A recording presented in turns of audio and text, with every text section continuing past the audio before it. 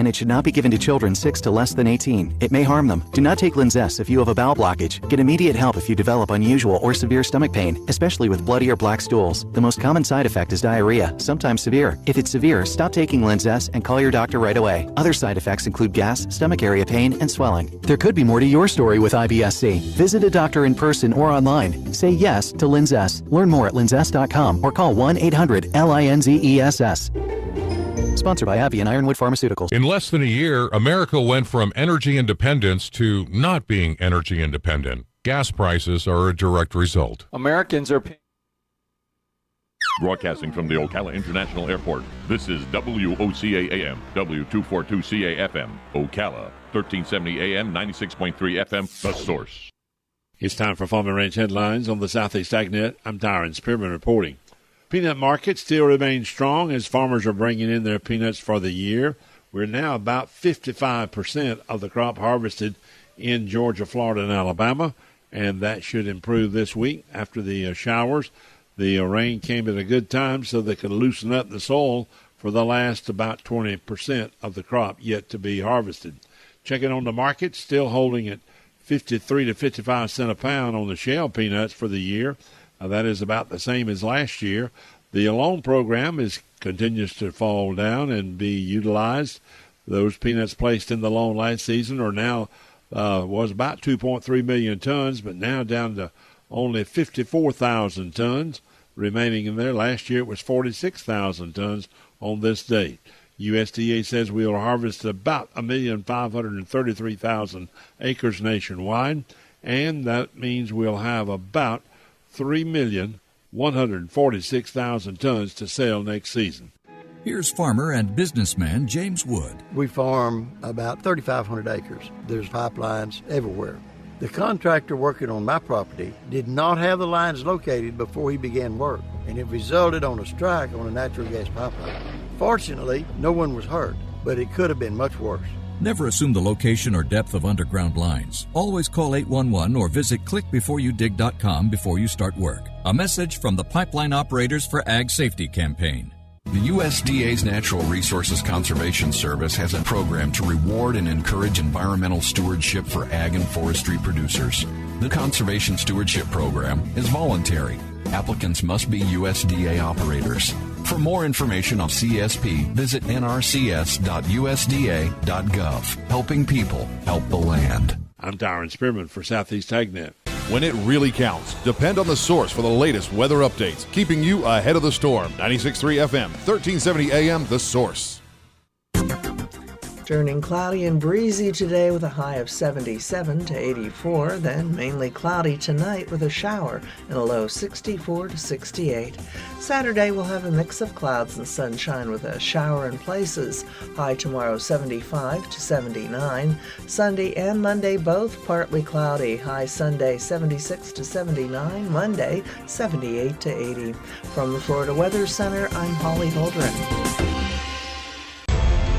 Dance Alive National Ballet presents Phantom, A Tale of Obsession, on Saturday, October 30th at 2 p.m. and at 7:30 p.m. at the Curtis M. Phillips Center for the Performing Arts in Gainesville. It is a world of love and obsession, good versus evil, the classic love triangle. What better for Halloween? Funding is provided in part by Visit Gainesville, Alachua County, a grant from the City of Gainesville Parks, Recreation, and Cultural Affairs Department. Details and ticket information at dancealive.org. This is Ocala Talks with Tom Schmidt, bringing stories that are important to our community in and around Ocala. Plus, of course, a splash of sports as well. Now, here's your host, Tom. Good. I think we're on the air. Good. I don't know what's going on with this board. I think we're on. Are we on the air? I think we're on the air. Good morning. Welcome to Ocala Talks. In studio with me right now from the Abate Motorcycle Group, the Forest Chapter, Jim Mullen. John Mullen. Listen to me. I said Jim. I don't even know why I said Jim. John, good morning. Good morning. I'm John Mullen, President of Forest Chapter of Abate of Florida Incorporated. Tell people what Abate is first, John. Yes, Abate is a a motorcycle organization. We're a dual-purpose organization. I mean, we have two roles. One is a legislative side where we watch motorcycle legislation, and that in Tallahassee we have a lobbyist there. And the other side of our organization is a motorcycle safety side of our organization, which we believe in safety through education. We do a course free of charge for anyone who will listen, civic groups, church groups, school groups. It's called the Motorcycle Safety Awareness Program, and it teaches drivers of all types how to share the road safely with motorcycles and why motorcycles behave the way they do in traffic, and why motorcycles are hard to see, hard to judge distance and speed. And again, we do that free. Contact Abate, Florida. You can contact us through our Facebook or my telephone, 352-318-6514, if you would like to be an audience for that. People think, people that aren't motorcycle riders say, but safety for motorcycles, it's just like cars. You're on the road, all your equipment works, you see your surroundings, people see you. I mean, it's safe. That's just not the case. Well, how many times, and you're an avid rider, how many times have you had near misses because somebody didn't see you or didn't look in a car before they just changed lanes or something like that? It's usually a daily occurrence for those who ride a lot. I compare a lot of riding here in Florida and the United States with riding in Europe, because I've ridden extensively through Europe too. The difference in the driver's trainings and what drivers are trained to look for. I can drive a year in Europe and have as many near misses as I would in one trip from my home in Fort McCoy to Ocala and back. And it's a big difference in driving. 1 year versus 1 day. Right. The drivers there, they value the driver's license. They pay a lot of money, about $2,500 to get it, spend about 6 months of training. And if you've ever been to Europe, the density of traffic and people in Europe, a lot more than the density of, say, traffic in Ocala, where you're riding a motorcycle from Fort McCoy through the forest or down 315 or up 326. There's a lot more densely populated and trafficked areas in Europe than there are here, and yet it's less dangerous. Yes, and there the drivers are used to having anything from farm animals, animal-drawn carts, small cars, mopeds, bicycles, pedestrians. There's a lot more smaller things for people to look for, so they're trained, they're used to it. It's just the environment they live in. Motorcycle is a bigger target for them to look for, so they see it and they react to it. Does it matter the size of motorcycle, like a big Harley or a trike or something? Is it seen easier than, say, a Kawasaki 1100 or something like that? It really doesn't, because the relative size versus the size of an automobile, the drivers are just in natural reaction to look for something you're familiar with, which you're familiar with cars and trucks. Motorcycle is an oddity. It's small. You go through the geometric stuff of triangles and figure out that it's just harder to see something that's small. When you see a small, I call it target, but you see a something small, generally your brain associates it with being a distant target. If you see something large, you associate it with being something close to you. Right. So it therefore makes it hard to judge distance of a small thing like a motorcycle. It's also hard to judge that speed. People always say it came out of nowhere. Well, it didn't really come out of nowhere. It was there. It's just your brain registered as being farther away. That's why you always should look twice. Just yes. It doesn't take but a second to glance a second time, to look both ways twice to make sure that you see actually what's coming and going in both directions. It doesn't take that much effort. Yes, looking twice will save a life. And it's not just a motorcycle. It could be a bicycle, pedestrians, your neighbor's child, or even your wife or neighbor's wife driving the SUV. I drive a Dodge pickup truck.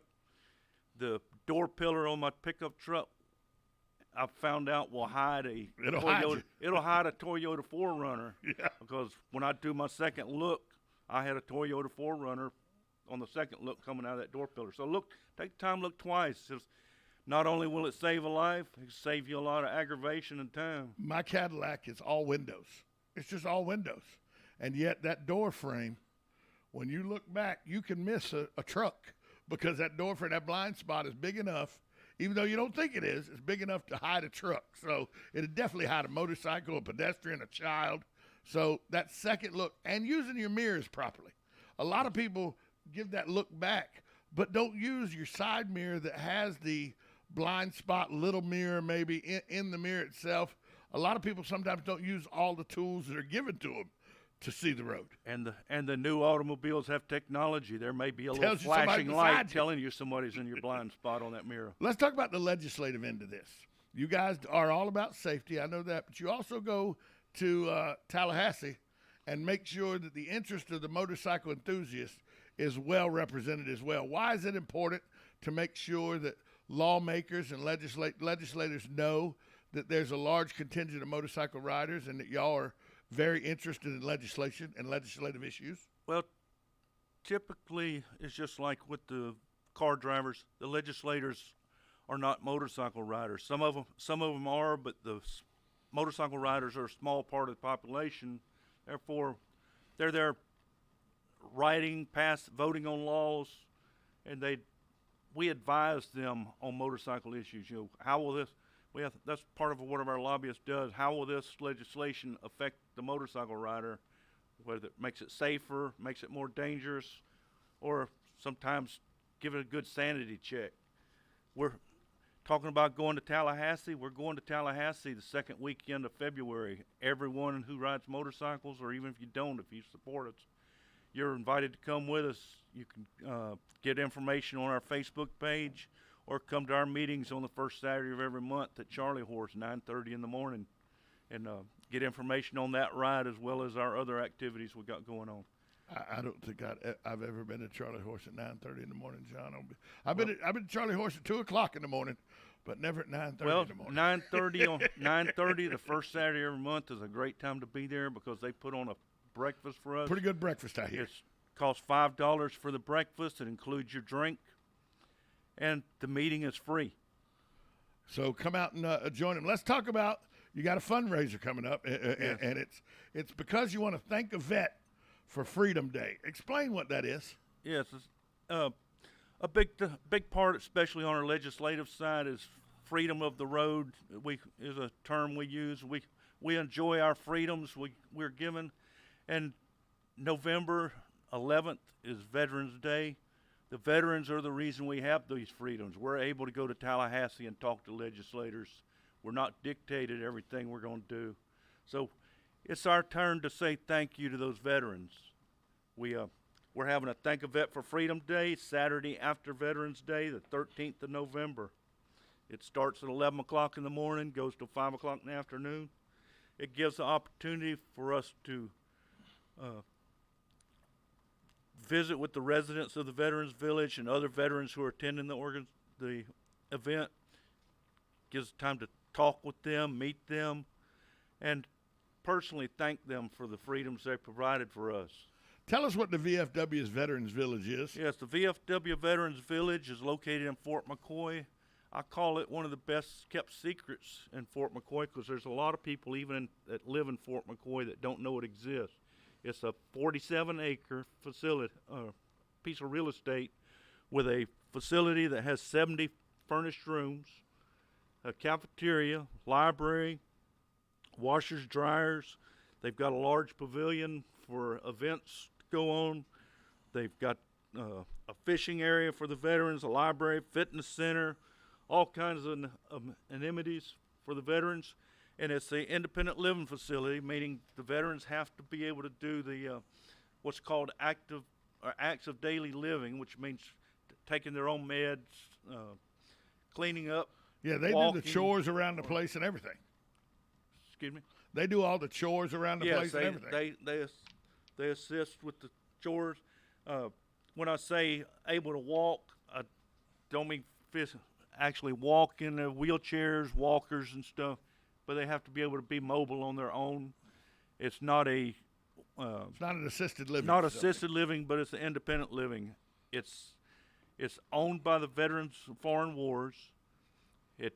It does have a rent for the rooms, which provides about 75% of the money for the Veterans Village to operate. The other 25% comes all from donations.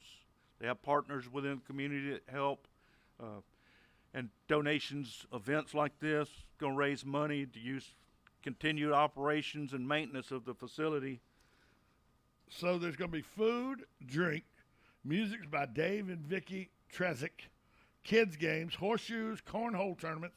It's going to be a turkey shoot, a good old-fashioned turkey shoot. It's been a while since I've seen one of those. Car and bike show, military displays. There's going to be a poker walk, scenic riding, 50-50 drawings, much more than that. And it's if I'm reading this right, it's $5 for kids 5 to 12. Under 5 is free, and it's $15 at a canned good for anybody over the age of 12. That includes admission, meal, drink, and a drawing ticket.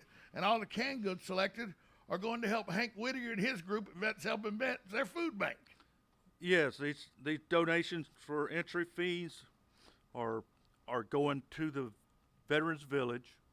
So they're donations. The cash, the $15. They're right. The $15 and $5 for kids 5 to 12. Kids under 5 are free, and those with those donations you get it not only admission, but you get a meal, drink, and a drawing ticket for our door prizes. We got some fabulous door prizes donated. You always do. Every time I do an Abate drawing at Ocala Hands, y'all got great stuff and good 50-50 and everything like that. And we'll also have some auctions, these silent auctions or live auctions. We got some great prizes for that, some larger things. We've got one of the things is a 3-hour ATV tour through the Ocala National Forest for That's two pretty people. good drawing. That's over $300 value. value. Are you the guide on that ATV? No, I'm not. It's actually Dadgum, John. It's actually the off-road adventures, I believe they're called, out at Hog Valley. Right. They put it's a pretty good tour. They take you around the forest, you eat and stuff. How important is it to have people like Daniel Hightower, Roundtree Realty, JWJ Incorporated, and A&A Trucking Excavating to help you as sponsors of this program? These are the people that make it possible for us to do this. Abate, we run on pretty low budget because we it's all volunteer. I know that. We're all volunteer, and we spend most of our money. I call it putting it back on the street because that's where it comes from. We collect at motorcycle events and different events, and we put the money back on the street for motorcycle safety. So we don't have a budget that would allow us to put on an event this big, so we rely on our corporate sponsors.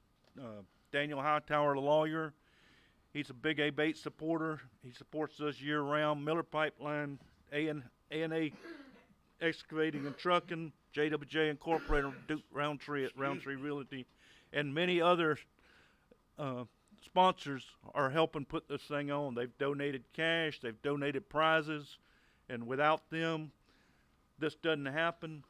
We're leaving somebody out, John, and if we leave her out, she's going to be angry with me next time she sees me. It's somebody that helps you a lot, and we're talking about Bridget. Well, Bridget's very important to assisting here. And matter of fact, if you want more information about this, you can either call you at 318-6514 or Bridget at 361-1262. Right. Bridget is my vice president. She's very active in supporting Abate. And I didn't want her to whoop both of us for not mentioning that she's very supportive. And another group we'd like to thank is WOCA, the Source Radio. See, now you're just pandering to Joe Martone. Okay. But you know what? He actually is a very, very big motorcycle enthusiast. As you know, I am very close to the Punishers Law Enforcement Motorcycle Group. Right. You were there the night they gave me the inaugural Greg Graham Community Service Award.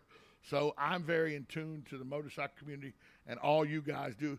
There, to me, and there's a lot of great groups in this community that give of their time and their money, but to me, there's none any more gracious than motorcycle enthusiasts.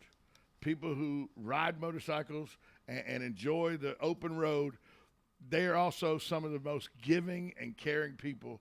And, you know, a lot of people think, oh, motorcycle gang or that, you know, they got this 1970s mentality or 1960s mentality. You know, back then a motorcycle didn't cost what a Harley or a Honda or something costs now. These are your next door neighbors, your business people, just good people that want to give back their community. And I want to thank you with Abate, everybody that's a member of your community, and actually the motorcycle community at large is very, very giving of their time and services. Right, and a lot of that bad images come from Hollywood. Even back in the 60s, 70s, and before, just because a guy wore black leather and had dirty fingernails and rode a motorcycle didn't make him a bad guy. Motorcyclists have been helping with Toys for Tots, we got a big event coming up. We got a big event, Toys for Tots, that Punishers is helping with. So, yeah. Right. Motorcycles been helping with this stuff since the 60s. You know, I started riding in the early 70s. We were involved with community back then. It's just the image has improved with motorcycles, and we're working on making that a better image. But ignore the Hollywood stereotype, because there's also bad guys who wear suits. A lot of them. I can show you a lot of bad guys in suits that drive Maseratis and Mercedes. So, hey, tell me, I bet you know without thinking about it, but I'm going to ask you.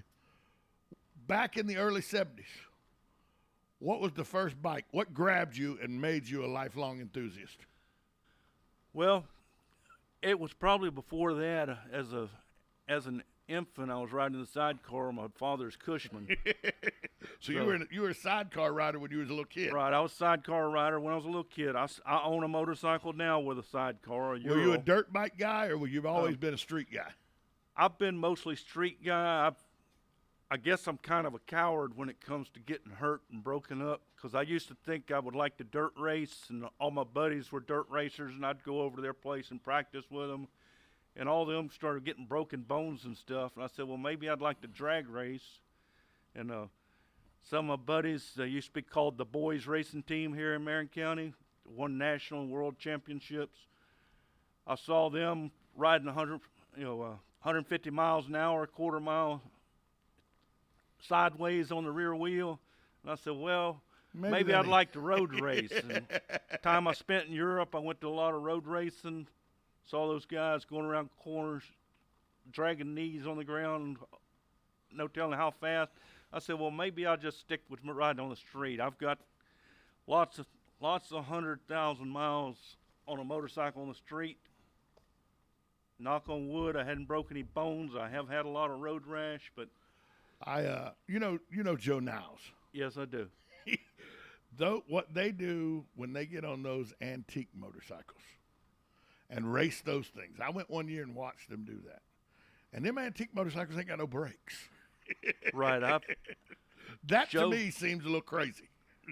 David Morrell, Joe Niles, and I have been blessed. We were invited to go to a practice for that race one time, and that turned into almost a job, but it's unpaid. We've been at every Sons of Speed race. I serve as the crew chief on David's crew. Joe, he is the Gate 4 security guard.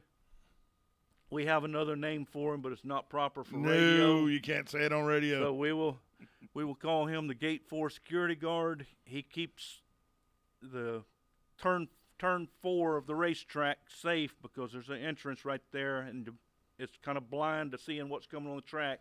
He keeps people safe by watching for motorcycles coming around the corner before he lets anybody cross over into the pits. And, you know, I hear he's real good friends with Santa Claus. I hear he's got an open door policy with the North Pole where he's good friends with Santa Claus. Yes, he does. And Santa Claus has been kind of under the weather last year and this year. Thankfully, Santa Claus got a lot of helpers in the world. But a lot of people don't know it, but Santa Claus summer home. Santa Claus is not a snowbird. He summers right here in Ocala. He goes to the North Pole for winter and comes to Florida for the summer. Summer's right here. But he travels in disguise a lot. You may spot him on the streets. The big way to tell if it's a real one or not is watch for the twinkle in his eye. There you go. So let's talk about this again. Abate, Florida Inc., the Forest chapter. You're going to have Freedom. Thank a Vet for Freedom Day, supporting the Veterans VFW Veterans Village. We hadn't told everybody where it is yet. Where's it at? All right, they're way back in the woods in Fort McCoy. I'm going to give you the address, but as you're driving in there, when you think you're lost, you're almost there.